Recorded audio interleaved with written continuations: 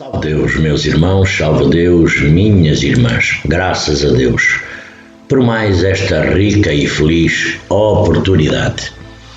Hoje, segunda-feira, dia 9 de março de 2020, graças a Deus, início de semana, que temos a oportunidade de hoje, no fim deste dia, segunda-feira, mais uma bênção, mais uma grandiosidade nas nossas vidas, nas nossas caminhadas e nas nossas jornadas.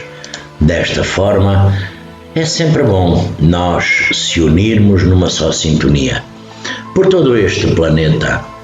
Então vamos pedir a Deus Pai Todo-Poderoso neste instante, pedir aos planos espirituais que nos possam assistir, nos dando todas as condições de dias melhores em nossas caminhadas, jornadas. Então vamos, neste instante, nos harmonizar, pedindo a Jesus Divino e Amado Mestre, ao grandioso Simiromba de Deus, nosso Pai Seta Branca, que ilumine o nosso sol interior, nos dê as forças necessárias para prosseguirmos nesta jornada crística, pedindo as bênçãos dos mundos encantados, dos mundos superiores, pedir as bênçãos desses grandiosos espíritos, do povo de Maiante, povo de Cachoeira, povo das águas, sereias de Iemanjá, esses grandiosos caboclos,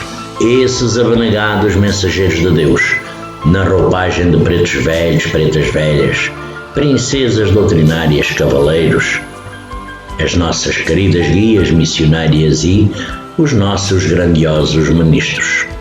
E abençoada a moeda, graças a Deus. O dinheiro não traz felicidade. A frase anda na boca de muitas pessoas por este planeta fora e é repetida inúmeras vezes. Com certeza, o dinheiro em si não traz felicidade. Da mesma forma que não constitui felicidade a beleza, o poder e outros tantos itens do mundo. Felicidade tem a ver com os propósitos da vida, o que elegemos para nós mesmos em termos de realização pessoal. No entanto, de forma alguma, o dinheiro se faz dispensável. A sua ausência, quase sempre, se transforma em fator de desequilíbrio e miséria com que se atormentam multidões. Dessa forma, pensemos um tanto mais antes de ficarmos repetindo o que dizem tantos. O dinheiro em si mesmo não é bom, nem mau. A sua validade decorre do uso que dele fazemos. Pensemos que bendita é a moeda que adquire o medicamento e salva vidas. Bendito é o dinheiro que levanta hospitais, sustenta campanhas humanitárias, promove a educação de crianças e jovens. Bendita é a moeda que multiplica bênçãos familiares através do salário digno ao trabalhador. Bendito é o dinheiro que compra o leite e nutre o recém-nascido. É ele que fomenta pesquisas e estimula o progresso humano. É ele que constrói pontes e une um extremo ao outro. É ele que financia a cultura, as artes. É ele que patrocina o amparo aos animais e a proteção da natureza. O dinheiro só não compra o céu, mas pode gerar a simpatia na terra, quando utilizado nas tarefas do bem. Quem pode viver na terra sem um abrigo para as intempéries, um teto para se precaver das chuvas, do sol inclemente? Quem pode viver sem o alimento que lhe nutre o corpo? Quem pode curar-se sem acesso à cirurgia, ao tratamento clínico, à droga medicamentosa? Não nos esqueçamos de que Jesus abençoou o vintém da viúva no tesouro público do templo. Também enalteceu o gesto de amizade de Maria de Betânia, derramando-lhe o caríssimo perfume de nardo nos cabelos, homenageando tanto que afirmou que onde quer que seu evangelho fosse pregado, aquele gesto igualmente seria lembrado. Perfume de nardo, adquirido com dinheiro e guardado para uma ocasião especial. Dinheiro também serve para isso, para dizermos a um amigo querido que o amamos muito e o desejamos honrar com nossa presença e com nosso mimo.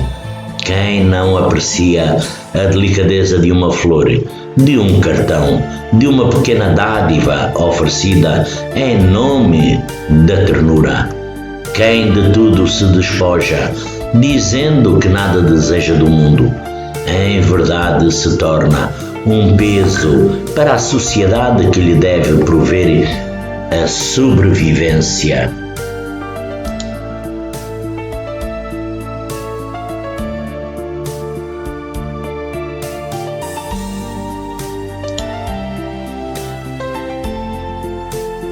Pensemos a respeito, nem tanto ao mar, nem tanto à terra, nem sovinice que nos mantenha atrelados à usura, nem desprezo à moeda que libera o doente da dor, o enfaimado da sua carência, o iletrado da sua ignorância. Importante não é ter muito ou ter pouco, importante é saber lhe dar o correto destino. Não amaldiçoemos, portanto, o dinheiro, instrumento dócil em nossas mãos. Façamo-lo servir conosco sob a inspiração do Cristo e transformemos nossas possibilidades financeiras em valiosos talentos em nossos caminhos, cooperando na disseminação do bem no mundo. Desta forma, salve Deus. Temos a abnegação. A evolução espiritual é um fenómeno bastante complexo que se dá em sucessivas fases. No começo predomina a natureza corpórea. Dominada pelos instintos, a criatura dedica o seu tempo a seu interesse a atividades comezinhas. Comer, vestir-se, abrigar-se, procriar e cuidar da prole. Eis a que se resumem as suas preocupações. Nesse período, o egoísmo é marcante. Os instintos de conservação da vida e da preservação da espécie têm absoluta preponderância. Com o tempo, o ser começa a desvincular-se de sua origem. A inteligência se desenvolve, o raciocínio se sofistica e o senso moral desabrocha. As invenções tornam possível gastar tempo com questões não diretamente ligadas à sobrevivência. Viver deixa de ser tão difícil. Sob o prisma material, em compensação, começam os dilemas morais. Com a razão desenvolvida, a responsabilidade surge forte nos caminhos espirituais. O que antes era admissível passa a ser um escândalo. A sensibilidade se apura e a criatura aspira por realizações intelectuais e efetivas. Essa nova sensibilidade também evidencia que o próximo é seu semelhante, com igual direito a ser feliz e realizado. Gradualmente, se evidencia a igualdade básica entre todos os homens, malgrado possuidores de talentos e valores diversos. Não se distinguem no essencial. Uma chama divina os anima e a todos conduzirá aos maiores cimos da evolução.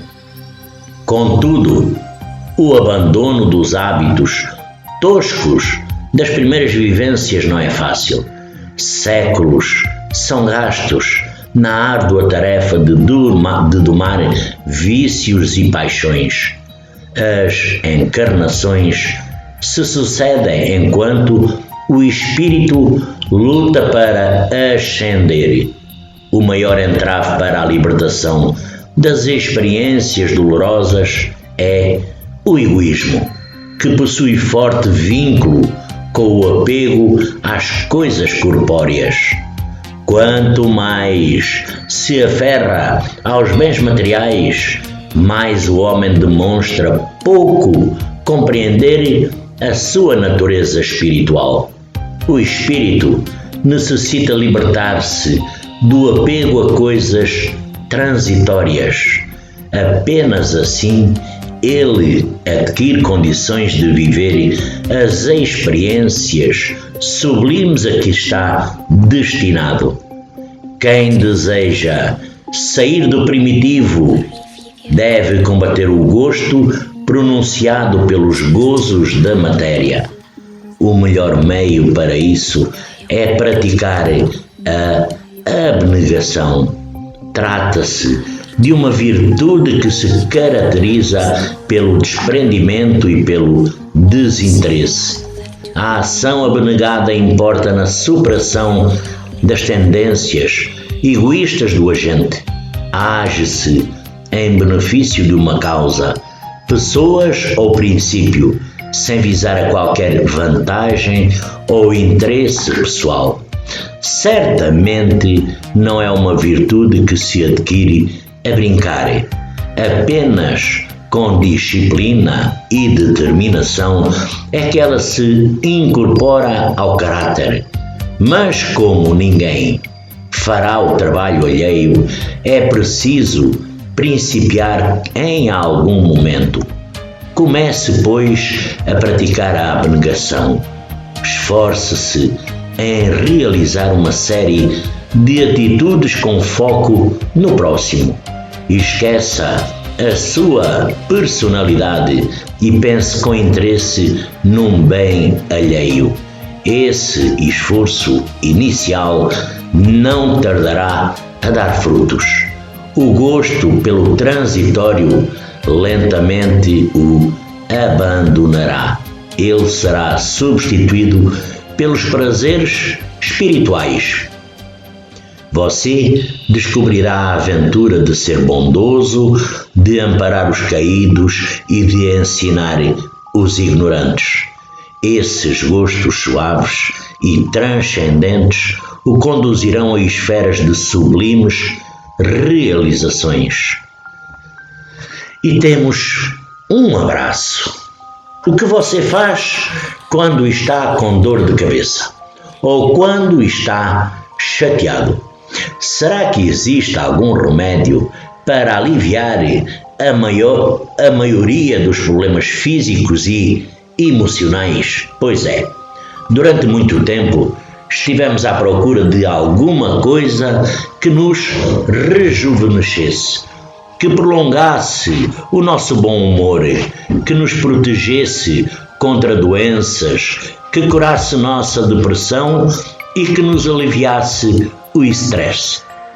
Sim, alguma coisa que fortalecesse nossos laços efetivos e que, inclusive, nos ajudasse a adormecer tranquilos. Encontramos o remédio. Já havia sido descoberto e estava à nossa disposição. O mais impressionante de tudo é que não custa nada. Aliás, custa sim. Custa abrir mão de um pouco de orgulho, um pouco de pretensão, de ser autossuficiente, um pouco de vontade de viver do jeito que queremos sem depender dos outros. É o abraço. O abraço é milagroso, é medicina realmente muito forte. O abraço como sinal de afetividade e de carinho pode nos ajudar a viver mais tempo, proteger-nos contra doenças, curar a depressão, fortificar os laços afetivos. O abraço é um excelente tônico. Hoje sabemos que a pessoa deprimida é bem mais suscetível a doenças. O abraço diminui a depressão e revigora o sistema imunológico. O abraço injeta nova vida nos corpos cansados e fatigados, e a pessoa abraçada sente-se mais jovem e vibrante. O uso regular do abraço prolonga a vida e estimula a vontade de viver. Ouvimos há algum tempo a teoria muito interessante de uma psicóloga americana dizendo que se precisa de 4 abraços por dia para sobreviver, 8 abraços para manter-se vivo e 12 abraços por dia para prosperar. E o mais bonito é que esse remédio não tem contraindicação e não há maneira de dá-lo sem ganhar de volta. Temos visto colado nos vidros de alguns veículos um adesivo muito simpático dizendo: abrace mais. Eis uma resposta nobre: abrace mais. O contato físico do abraço se faz necessário para que as trocas de energia se deem e para que a afetividade entre duas pessoas seja constantemente revitalizada. O abraçar mais é um excelente começo para aqueles de nós que nos percebemos um tanto afastados das pessoas, um tanto frios no trato com os outros. Só quem já deu ou recebeu um sincero abraço sabe o quanto esse gesto aparente simples consegue dizer. Muitos pedidos de perdão foram traduzidos em abraços. Muitos dizeres "eu te amo" foram convertidos em abraços. Muitos sentimentos de saudade foram calados por abraços. Muitas despedidas emocionadas selaram um amor sem fim no aconchego de um abraço. Assim, convidamos você a abraçar mais. Doe o seu abraço apertado para alguém e receba imediatamente a volta desse ato carinhoso. Utilize a terapia do abraço contra a tristeza e a depressão. Abrace afetuosamente a quem você ama e transmita as emoções desse seu sentimento. Abrace e transmita bem-estar, paz. Pensemos nisso. Abrace mais você também. Porque, afinal, os abraços são grátis. Na praça movimentada de um grande centro urbano, por onde circulam milhares de pessoas diariamente, uma pessoa solitária acende um cartaz que diz: abraços grátis. Possivelmente tenhamos visto algum vídeo que circulam pela internet mostrando cenas muito interessantes e emocionantes, envolvendo os heróis dos Free Hugs, os abraços grátis. Segundo o site Free Hugs, movimento, o registro mais antigo desse tipo de manifestação coletiva aconteceu em 1986, quando o reverendo Kevin Zaborne criou em sua igreja o Dia Nacional do Abraço, celebrado todo ano em 21 de janeiro. Posteriormente a esse movimento aderiram outras instituições como ONGs, hospitais, escolas dos Estados Unidos, Canadá, Inglaterra, Austrália, Alemanha e Rússia. Em 2001, Jason Hunter deu início ao movimento Abraços Grátis, após a morte de sua mãe.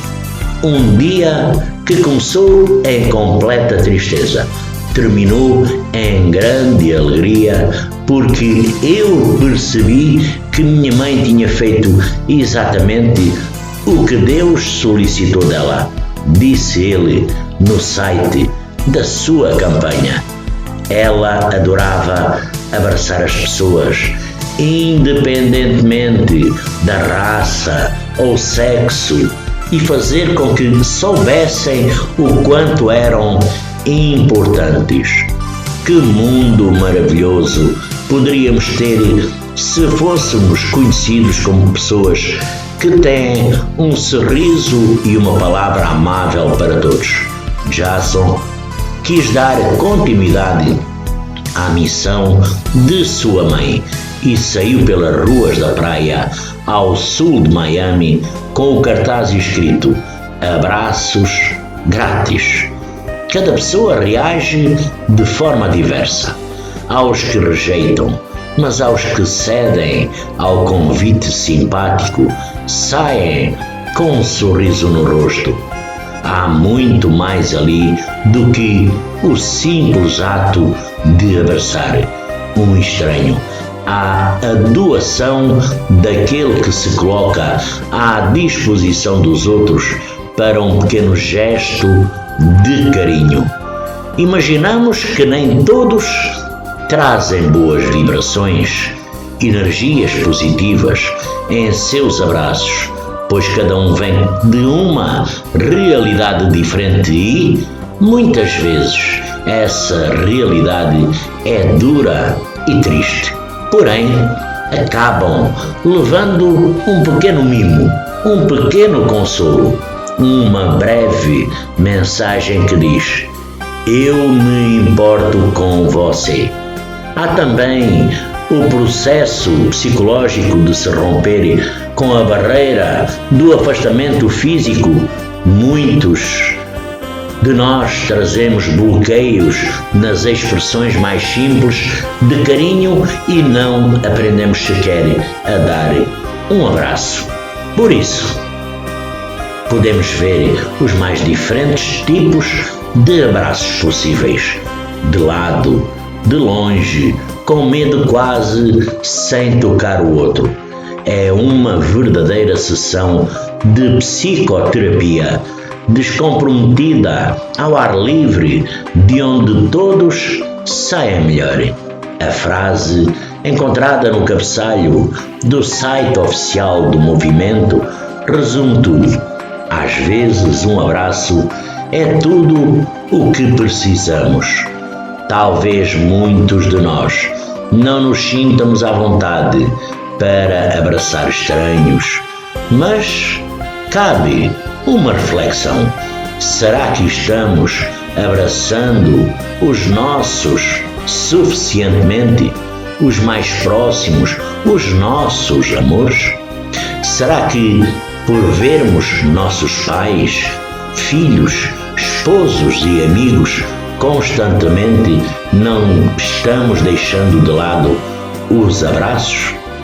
Respondamos, por fim, a uma pergunta: quantos abraços já demos hoje? Graças a Deus, porque desta forma temos que abrir o nosso coração. Abramos o nosso coração. A sala estava repleta de convidados, todos curiosos para ver a obra de arte que ainda estava oculta sob o pano. Falava-se que o quadro era lindo. As autoridades do local estavam presentes. Entre fotógrafos, jornalistas e outros convidados, porque o pintor era muito famoso. Na hora marcada, o pano que cobria a pintura foi retirado e houve um caloroso aplauso. O quadro era realmente impressionante. Tratava-se de uma figura exuberante de Jesus, batendo suavemente na porta de uma casa. O Cristo parecia vivo, com o ouvido junto à porta. Ele desejava ouvir se lá dentro alguém respondia. Houve discursos e elogios. Todos admiravam aquela obra de arte perfeita. Contudo, um observador curioso achou uma falha grave no quadro.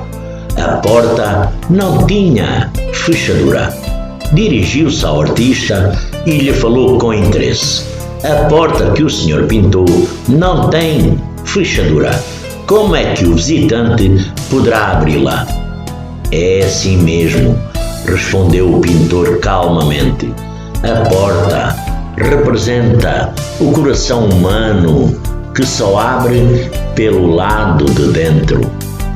Muitas vezes, mal interpretado, outras tantas desprezado e grandemente ignorado pelos homens, o Cristo vem tentando alcançar nossa casa íntima há mais de 2 milénios.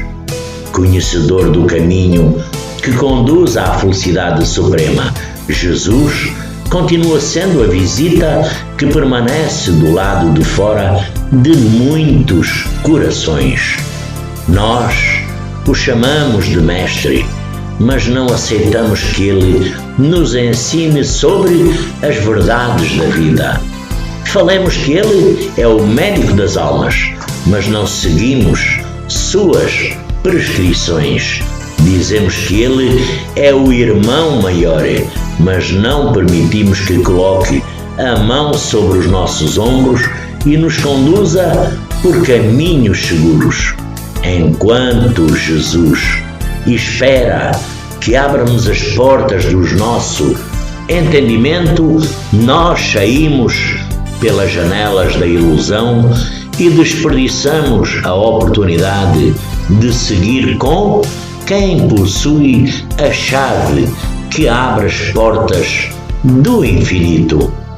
Pensemos nisso e, se desejarem, se darem essa oportunidade e não sabe por onde iniciar, comece por conhecer a proposta de renovação moral trazida pelo Mestre de Nazaré. Jesus dividiu a história da humanidade e seus ensinamentos têm a lucidez de quem conhece as leis que regem o universo. Portanto, orientar-nos por suas sábias lições é uma questão de inteligência. Afinal, Ele conhece o caminho que nos conduzirá na direção da felicidade plena que tanto desejamos. Pensemos nisso.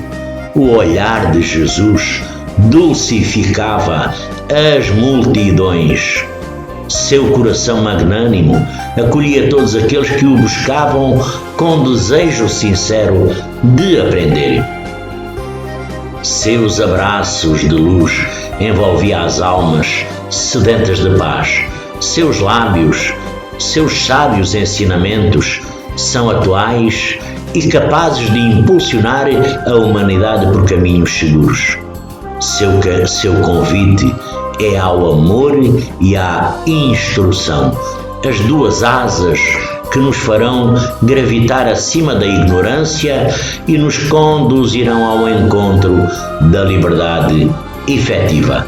Pensemos bem e destrave as portas do seu entendimento, porque dessa forma abramos os nossos corações.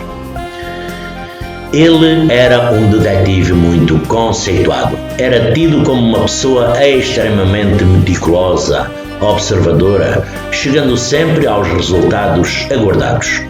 ele mesmo tinha absoluta confiança em si próprio, graças aos resultados excelentes das suas empreitadas. Era, portanto, alguém muito seguro de si. Foi com essa disposição que, a pedido de um cliente, passou a seguir os passos da esposa. Mulher jovem, bonita, costumava sair quase todas as tardes. Dizia o marido que, casados há poucos anos, haviam tentado ter filhos. Da primeira vez, a esposa perdera o bebê no 3º mês de gravidez.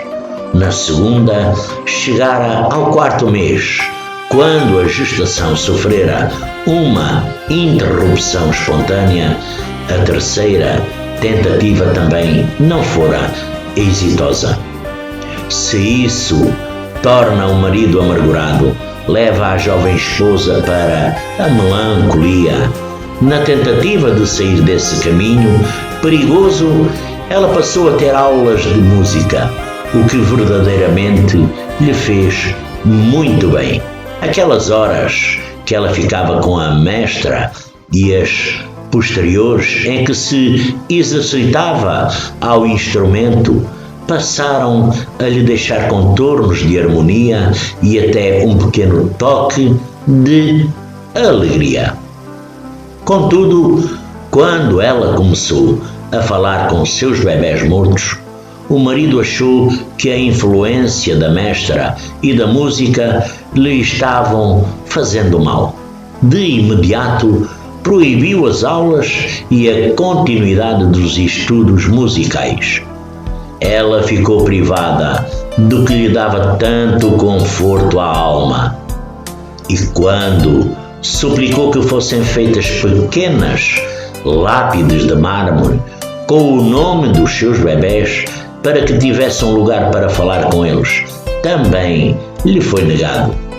O detetive descobriria que ela simplesmente se sentava em um jardim para ouvir a música vinda de um conservatório. Aproximou-se porque a vira adquirir certa dose de substância letal e temeu que ela se matasse.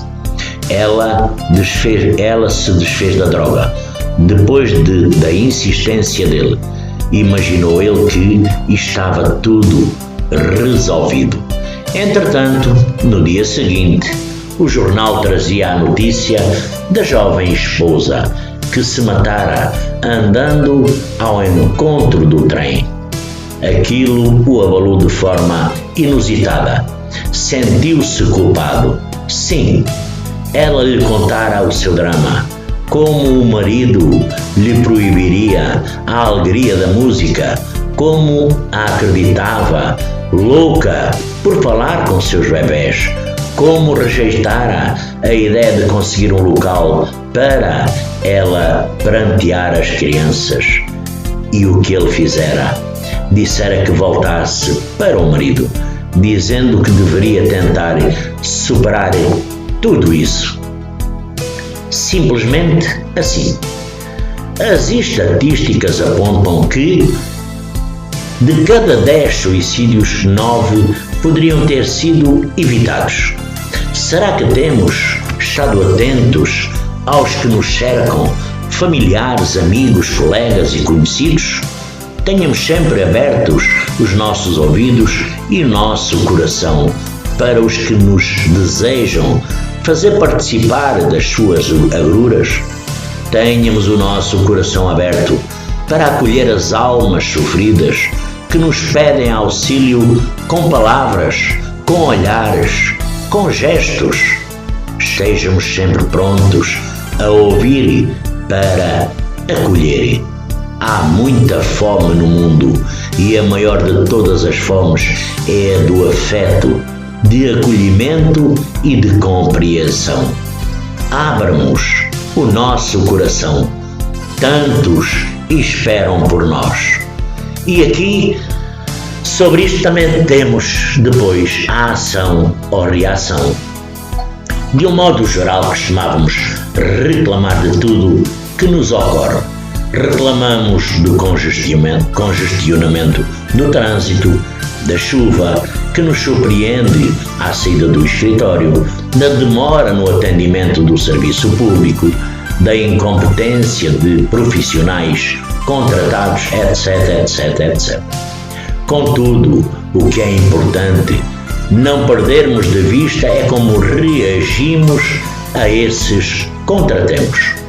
Habitualmente, a nossa reação é de irritabilidade, nervosismo, quase agressividade. No entanto, da forma como encaramos as situações adversas, seremos mais ou menos felizes. Vejamos. Se ao nos prepararmos pela manhã, descobrimos a camisa não tão bem passada, podemos descarregar nossa raiva em quem consideramos responsável.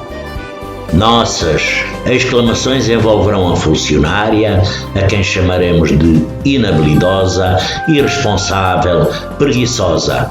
No entanto, serão os afetos mais próximos que nos ouvirão a voz alterada e as alterações em desequilíbrio. Dessa forma, contaminaremos com fluidos deletéricos a ambiente doméstica. A esposa poderá se magoar com as observações, acreditando que, no fundo, a estamos recriminando também, porque ela poderia ter revisado o trabalho da funcionária. Os filhos, aguardando que os conduzamos à escola, se assustam com os gritos em pleno início da manhã. O bebê chora no berço, despertado pelo barulho. Instala-se o caos. Por fim, solucionada a questão com a escolha de outra camisa. Apanhamos as chaves do carro, ordenamos que as crianças andem rápido porque, afinal, perdemos precioso tempo.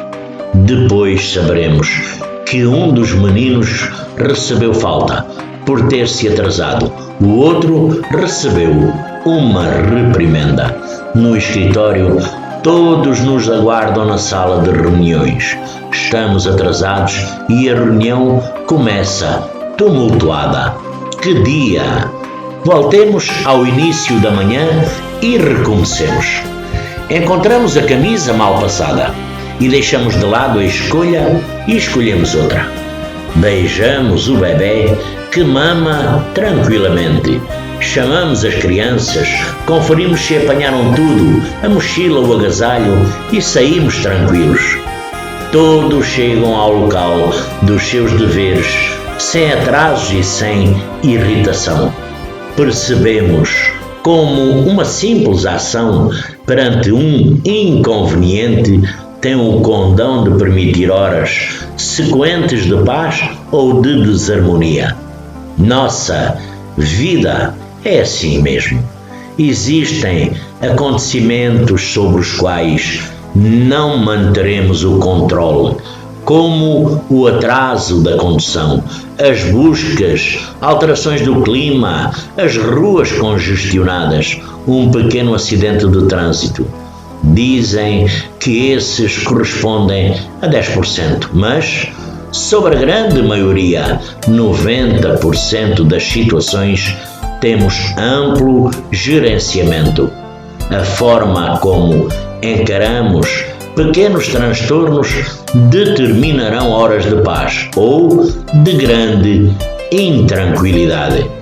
Façamos a experiência, em vez de reagir de forma negativa, vamos agir positivamente.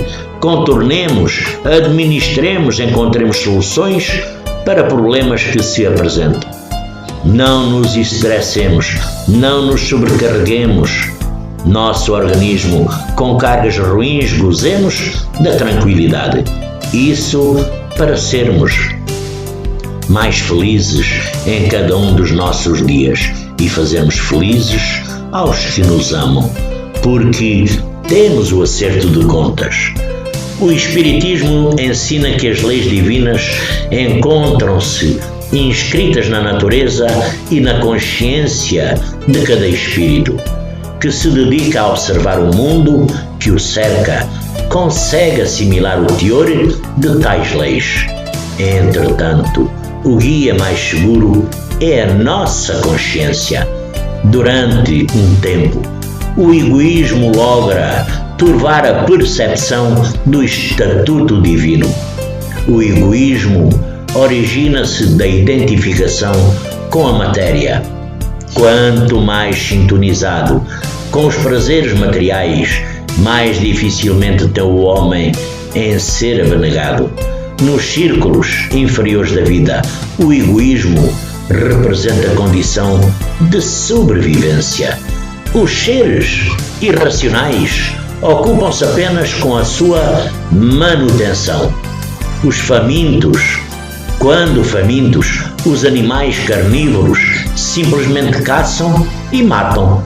Se não forem hábeis e insensíveis à dor da presa, eles e seus filhotes morrem.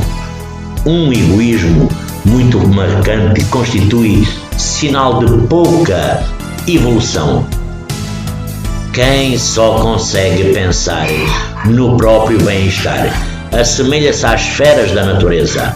O mundo gira em redor do seu umbigo e ele não se incomoda em causar dores e desgraças aos semelhantes.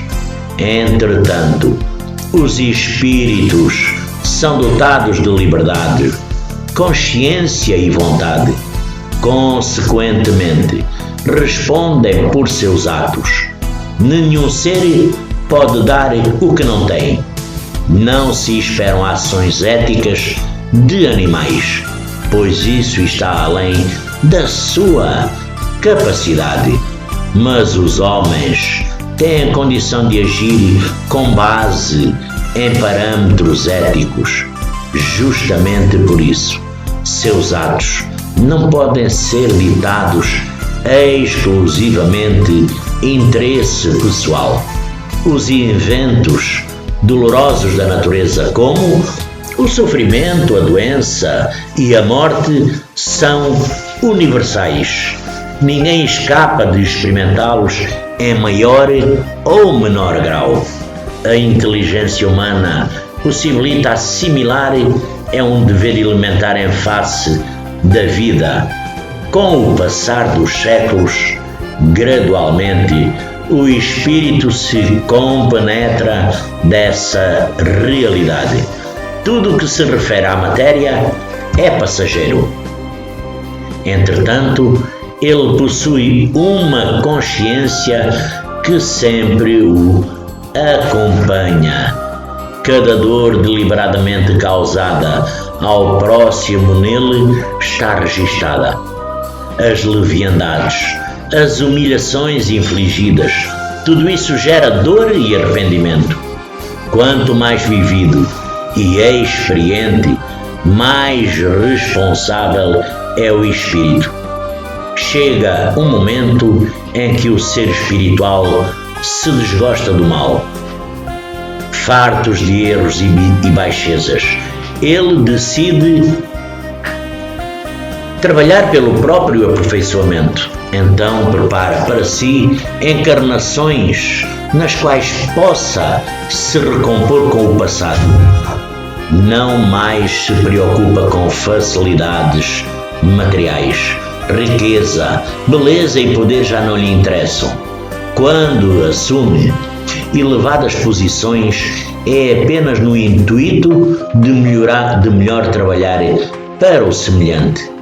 O que conta mesmo é a perspectiva de se recompor perante as leis divinas. À medida que perde o gosto pelas coisas materiais, o egoísmo o abandona. Desembaraçado de preocupações mesquinhas, caminha vigorosamente para a libertação e a transcendência. Dificuldades não o assustam, pois sua meta é elevada e sua esperança num futuro é infinita. Se você enfrenta graves problemas e dores, talvez tenha chegado o momento do seu acerto de contas. Não complique a sua programada recuperação espiritual com preguiça e revolta. Consciente da transitoriedade da vida na Terra, dedique-se a conquistar o que é permanente. Combata seu egoísmo e esforce por agir no bem com desinteresse. A melhor forma de ser feliz é cuidar da felicidade do próximo. Será bom nós pensarmos nisso. Graças a Deus.